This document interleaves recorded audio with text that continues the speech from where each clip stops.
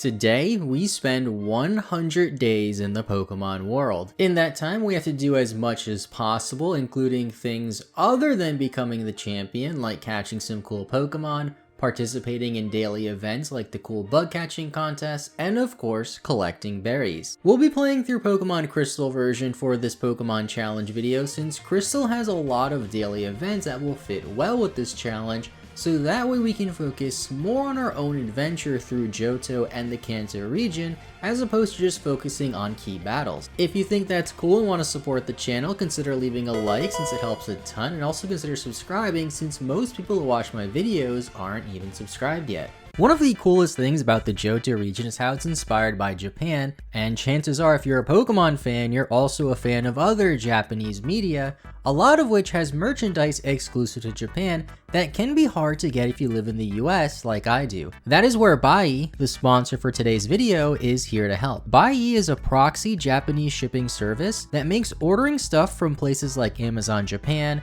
Mercari, Yahoo Japan, and many other Japanese web stores much easier for foreigners like me. I even got some really cool stuff from Buyee myself that came straight from Japan very quickly. First, I got this neat Millennium Puzzle replica, because you guys know I love Yu-Gi-Oh! Some awesome Japanese exclusive Yu-Gi-Oh! Card sleeves that fit so nicely, since I also love having cool card sleeves, and Japan has the coolest ones, no doubt. And of course, I had to get some cool Japanese Pokemon cards. We of course have some shiny Pokemon in it, like this shiny Snom that I pulled, among some other cool cards like this Rillaboom VMAX.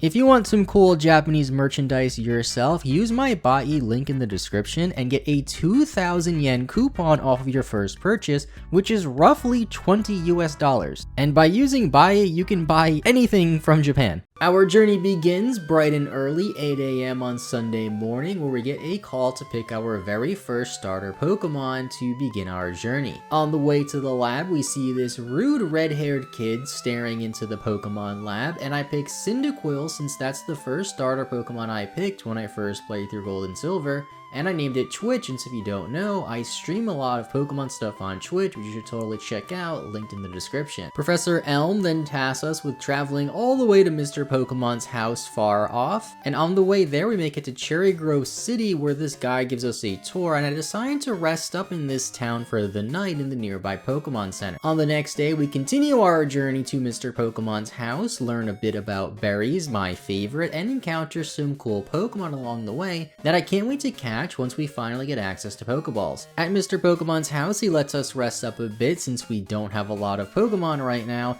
and I don't feel too safe traveling too far. On the following day, we leave Mr. Pokemon's house and get a call from Professor Elm about somebody who broke into his lab. We are then met by the same rude kid as we exit Cherry Grove City. He challenges us to a battle with his Totodile, a Pokemon I remember seeing in the lab, and after dispatching him, I rush back to the lab to help Professor Elm. The professor tells us about a weird red-haired kid who stole some Pokemon from him who happened to be the same red-haired kid we just battled, and he asks us what his name was. I give him the name of John, aka Pokemon, of course, then rest up at home before saying goodbye to our mother and venturing out on the following day.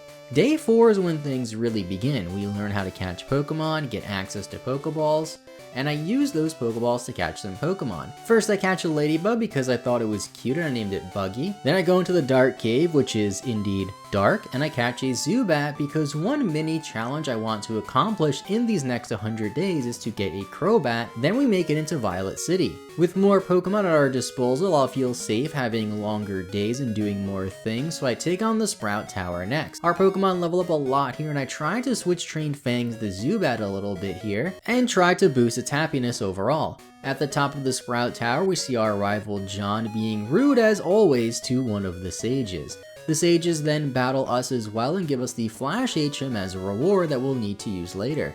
I then make a stop at the trainer school to learn some more about Pokemon, where the teacher is missing for some reason though, then finish off our day in the Pokemon Center. The following day, day 5, we have our first big challenge, the first gym leader of the Johto region, Falkner and his flying type Pokemon team. Cyndaquil evolved around here and is a bit over leveled, so I continue to switch trained Fangs and get our first gym badge no problem in only 5 days. The day is still young though, so I venture to the next route and catch a Bellsprout. I immediately backtrack to Violet City and trade this Bellsprout for an Onix that I probably won't ever use, but I still want to try and collect as many Pokemon as possible, so I do it. On that same route, I caught a Hoppip because I think it's cute and name it Skip. Not too sure if I'll use it much since I want to focus on Twitch the Quilava and Fangs the Zubat for now, but I'll hold on to it. I should also mention we got this mysterious egg after beating Falconer 2, so that's in the party as well.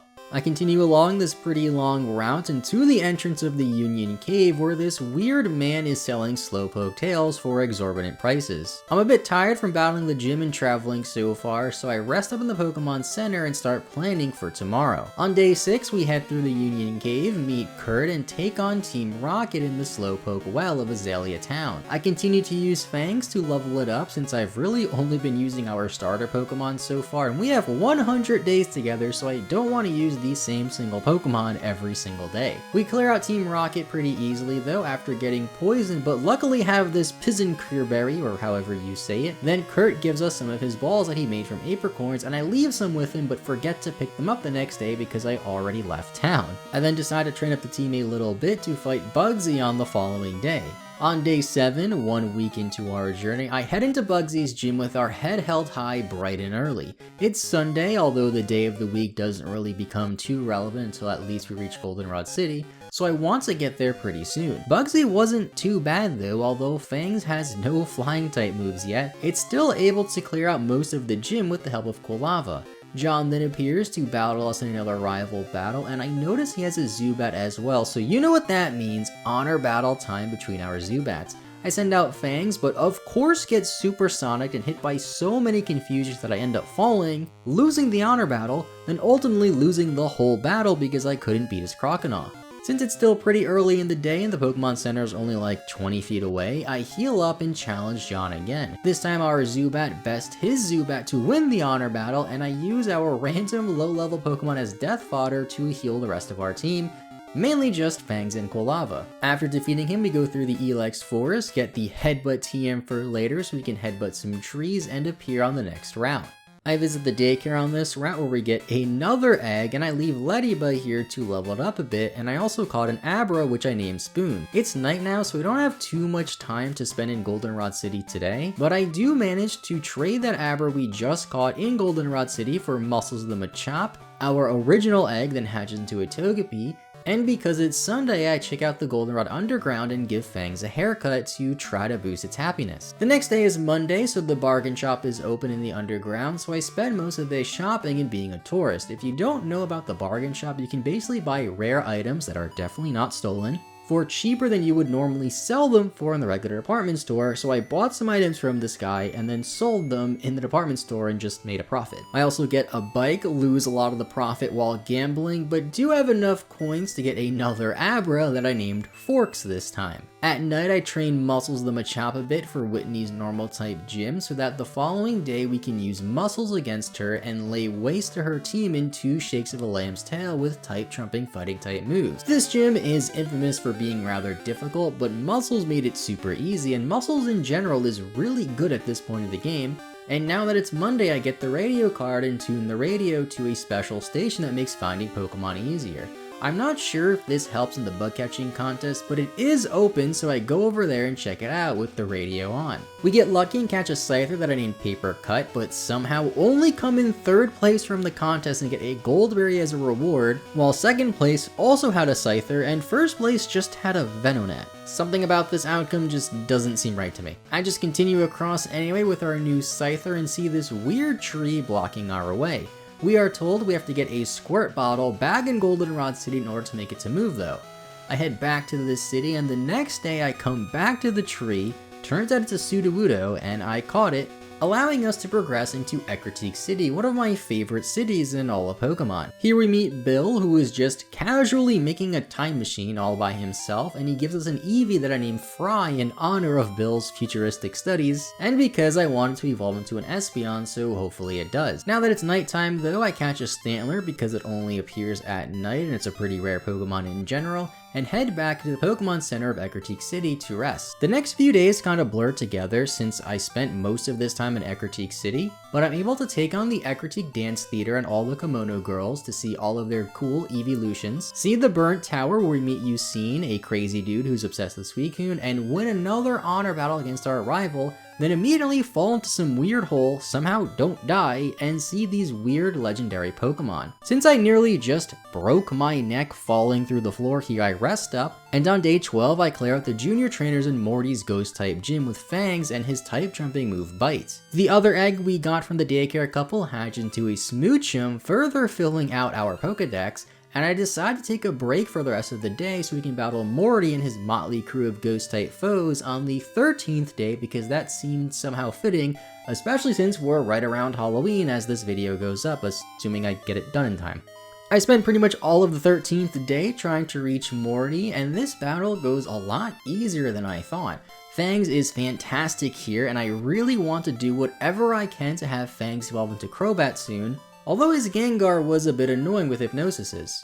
After defeating Morty, I reward Fangs with a haircut back in Goldenrod City since they only appear on certain days and are said to boost happiness. Then I return to Ecruteak City for the night to prepare for the following day where we have a long journey to Olivine City. On my way to Olivine City, I stop by the Moo Moo Farms to see their sick Miltank. I give it some of the berries we have to help it out, but we don't have enough, so I go out to find more berries to help cure it. Over the next few days, I collect berries, hear about this weird place known as the Ruins of Alpha where I do some puzzles there, get a gift Thunderstone from Last Dana, then take a day in Goldenrod City to shop a bit, give Fangs a haircut, and check on Buyee on the daycare. I also check the department store for a Thunderbolt TM in case we decide to evolve Eevee into Jolteon now that we have a Thunderstone, but they don't have that TM in the department store. Tomorrow is Tuesday though, which means the bug catching contest is tomorrow, so I want to get revenge this time and win, so I enter, catch a Pinsir, and win a Sunstone as our reward. I still don't understand how a Venonat beat us on the first try. Last Dana then keeps calling me like twice a day about random things like her Flaffy and Raticates and only gave me a gift once, like what's up with that? And she continues to call us even as we make it into Olivine City. I take the day to explore the city and fish for a nearby crab that I named Mr. Krabs, which we can trade for a Voltorb, but I decide to keep it. Then I explore the lighthouse where Muscles evolves to Machoke, and learn that we have to surf across to Cyanwood City to get some medicine for the sick Ampharos that controls the lighthouse. Another sick Pokemon so soon after the Miltank is a bit weird, but I spend the next few days in Cyanwood City where we meet Suicune and Yucine once again, get a free Shuckle that we're totally gonna give back later, and grind up our team for a gym fight against Chuck. Chuck uses fighting type Pokemon, so Fangs will be great here since it just learned Wing Attack, and we just hammer away to defeat him very easily, although our Golbat still hasn't evolved yet. What's up with that, man? I gave you so many haircuts. When we leave the gym, we're rewarded with the Fly HM, but still can't teach it to Golbat until it evolves into Crobat, so I just surf back the old-fashioned way to Olivine City,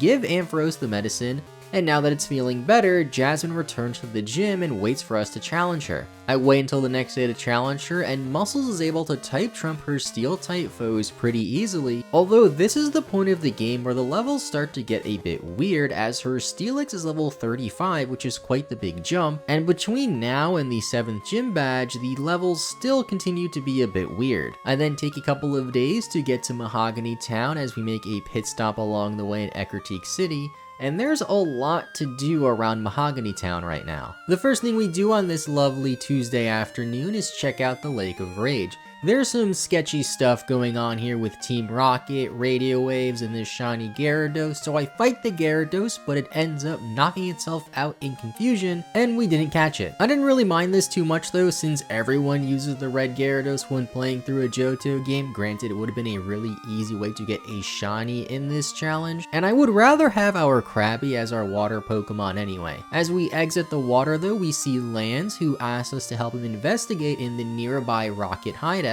or actually it's a shop that we later find out is a Rocket hideout, where one of the Rocket admins has the audacity to question my honor. Strange of her to do so when we have no honor battles in this battle whatsoever, but after dispatching Team Rocket and catching one of the electrodes, we save the city and now can challenge Price, the 7th gym leader, after a few days of resting and training since my team's levels are a bit all over the place right now. On day 33, I head into Price's ice type gym with our recently evolved Typhlosion and Kingler to beat most of his gym with just Typhlosion and muscles. I remember Price being a bit more difficult than that, but I guess not, especially since we have a fire and fighting type Pokemon. And when we leave the gym, we get a phone call about Team Rocket doing some more evil things in Goldenrod City. I don't have a Pokemon that can use Fly yet, since Golbat can't learn it until it evolves into Crobat. So I caught a Pidgeotto around here, fly to Goldenrod City, get another call from Last Dana in the middle of this crisis, and battle Team Rocket in the radio tower to force them out. Fangs finally evolves into Crobat here, which is kind of funny since Team Rocket has a lot of Golbats, and their Golbats don't evolve into Crobat because they don't love their Pokemon, unlike us. So now we can focus our happiness efforts on Fry the Eevee for now, so it hopefully evolves to Espeon soon. But we have another rival battle against John in the middle of this crisis, where we have a pseudo-honor battle between our Fangs the Crobat and our rival's Golbat. Our rival isn't as compassionate as us to our Pokemon, so we best his Golbat, and our Crobat is of course victorious. The rest of the Rocket admins are pretty easy since for some reason the levels kinda start going down from this game after Jasmine's fight, and I don't really get why, so now we pretty much just focus on ourselves instead of worrying about Team Rocket with all of the Goldenrod events out of the way. I do spend some time in Goldenrod City again though to visit the bargain shop and relax for a bit, get some haircuts for Crobat and Fry, before leaving on day 39 since the bug catching contest happens to be today. I had pretty bad luck and only caught a Beedrill and somehow don't even place top 3, even though a Butterfree ended up getting 2nd place. I still don't understand how this bug catching contest works. I then make it to Mahogany Town again so that the next day we can head east through the ice cave where I caught a Jinx named Slushy and into Blackthorn City. I take some time to explore the city as well as the couple of routes to the south, which are optional but do have a lot of trainers and cool Pokemon, most notably this Skarmory that I couldn't catch. The following day, I prepare to fight Claire in her Dragon-type gym after a quick phone call from Last Dana again. Slushy has Ice Punch, so this gym goes by pretty easy as well, although some of the part water type Pokemon in her gym were a bit annoying and forced me to switch into Muscles or Fangs to clear them out. Claire then throws a tantrum and refuses to give us a badge even though we beat her very easily and very fairly, so the next day we visit the Dragon's Den to prove our worth to the Dragon Elders and finally get the 8th gym badge. Our next task is to return home where Professor Elm gives us the Master Ball and spend a couple of days in our hometown before leaving again. I then travel to the Victory Road and begin our preparation for the Elite Four and eventually the champion of the region. We have one more rival battle before we challenge the Elite Four on the way in Victory Road, and of course our rival still has a Golbat and not a cool Crobat like us. Once we're done laying waste to his intrepid team, I spend a few days training since you guys know how the leveling is in this game, and on day 58 I head into the Elite Four battles. For Will, I lead with Fangs, thinking Bite would carry us to a win against his Psychic-type Pokemon, but I was wrong, and at least Typhlosion matches up pretty well against his team to hammer away at them for the win. For Koga, Typhlosion's Fire-type moves trump his Pokemon too, and if our Eevee would just evolve into Espeon already, this would have been a bit easier, but it's still just an Eevee for now that really can't do much against Koga's motley crew of Poison-type foes. We did have a Crobat Honor Battle against Koga though, which is pretty cool, making Fangs undefeated in Honor Battle since it lost that very first Honor Battle against our rival in Violet City when it was just a baby Zubat. Fangs continues to dominate against Bruno's fighting types with Mr. Krabs hitting some of his Pokemon for 400% damage too that were Rock type, leading us into Karen and her Dark type Pokemon team. I use Muscles for most of it and Fangs for her Vileplume. All that leaves now is the champion, Lance, and his Dragon type team. We still have Slushy the Jinx to help us out against Lance like she helped us out against Claire, another prominent Dragon type trainer, with most of our team helping out against the rest of Lance's team since half of his team isn't even Dragon type. He's more of just a flying type trainer if anything, and really should have had a Kingdra in this game instead of 3 Dragon Knights. But after 58 long days in the Johto region, we become the champion. I really like the team we had, although we mostly just used Fangs and Typhlosion for most of the game, but I never really got to use Pokemon like Machoke or Kingler or even Jinx in a Generation 2 game, so that was pretty fun. The journey is far from over yet though, since we still have to go through the entirety of the Kanto region and defeat the ultimate trainer at the very end of this game. When we return home again, I spend a few more days here to celebrate becoming the champion and are given a ticket from Professor Elm to go into the Kanto region. Before that though, we can go into the Rainbow Tower to catch what I thought would be Ho-Oh, but it's really Suicune in this game. I haven't played Crystal version that many times compared to Gold and Silver or Heart Gold and Soul Silver, so I was a bit surprised to see that they had changed the ways you catch legendaries in this game compared to those games. And for some reason, I thought it was a good idea to just kill the Suicune since I didn't really care to catch it and I would rather use my Kingler. I learned later that was a mistake. But after all that's done, I head to Olivine City and board our cruise ship to the Kanto region. On the cruise, we do some boat stuff, have this weirdly textured meal that I've noticed in other places too, but it's everywhere on this ship, and help this lost girl. On the 62nd day, we finally dock in Vermilion City of the Kanto region and I explore around. The Kanto gyms aren't really that hard compared to the Johto ones, and Surge is no exception. We have quite the level advantage against his gym, and just brute force our way through this gym battle with muscles, getting our first Kantonian badge pretty easily. We now head north into the bustling city of Saffron City and check out the scenery, then rest up to take on Sabrina on the 64th day. She has an Espeon, a Pokemon I tried to get but forgoed, so our 6-slot team is open now since I was tired of lugging around this Eevee. I'm sorry, Eevee. And our 6th slot was shuffled around a little bit since I caught a few Pokemon between now and then, but I eventually land on using this Electro that we caught in the rocket base named Boomer. Once we defeat Sabrina, we can head into Celadon City though, which has more to offer than Saffron City. There's a game corner where we gamble a bit, of course. I actually won 50 coins on my 3-coin bet, so that's pretty stonks. There's also the department store, which doesn't really have anything too special compared to the one in Goldenrod City. And of course, the next day we challenge the gym. Erica's Grass-type gym is no match for Fangs and Typhlosion, continuing the trend of easy Kanto gyms.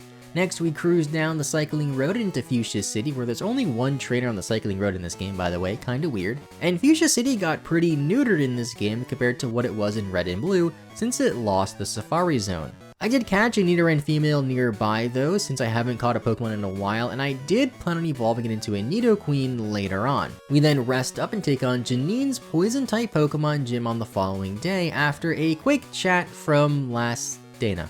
I have no idea why she's the only trainer calling me so much, but we do have another Crobat Honor Battle with Janine, which we of course win, and then set our sights towards Cerulean City. This is the only area of the Kanto region in this game that has some sort of story, as most of Kanto is just rapid-fire gyms, since in the power plant we learn about a Team Rocket grunt who stole a very important part, causing power issues in Kanto, and we have to go stop him. We're tasked with tracking him down in Cerulean City and returning the stolen part. Then on the 69th day, nice, we interrupt Misty on her date and beat her gym on the following day. Now that the power is back in the region, we can go to the township of Lavender Town to upgrade our radio, which we can then use to wake up the Snorlax blocking our tracks in Vermilion City. I tried to catch it, but our box was full, so I lose out on it unfortunately, and just go through the Diglett's cave, catch a Diglett, and make it into Pewter City. I forgot that the museum is closed in this game, but we can get this special item from this random NPC that allows us to catch Lugia later on. No idea why they thought it was a good idea to give this pretty important item to a random NPC in Pewter City that you could easily miss, but one other NPC in this town is Brock, the gym leader in his rock-type team.